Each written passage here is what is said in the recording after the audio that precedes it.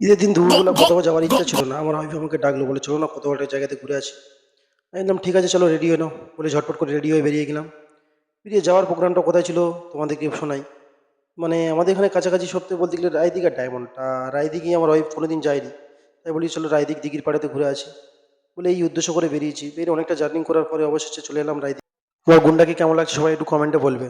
এখানে এসে দেখি 5 টাকা করে টিকিট নিচ্ছে, বলে 7-8টা টিকিট কেটে নিলাম। কেটে নিয়ে ঢুকে গেলাম ভিতরে।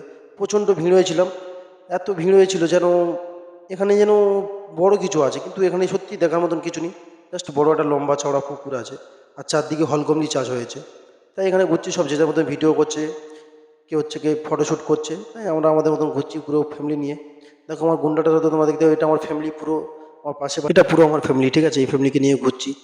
ঘুরে এখান থেকে বলি চটপট বেরিয়ে যাই। বলে একটা ভিডিও শ্যুট করবো বলে দেখলাম ভিডিওটা শ্যুট ঠিক মতন করতে পারলাম না, পেছনে কারা যেন চলে এলো। তাই ভিডিও শ্যুট করা বন্ধ করে দিয়ে রায়দিঘি ব্রিজের উপর চলে এলাম। এখান থেকে একটু ঘুরে ঘারে বাড়ির দিকে রওনা নিলাম। সবাইকে অসংখ্য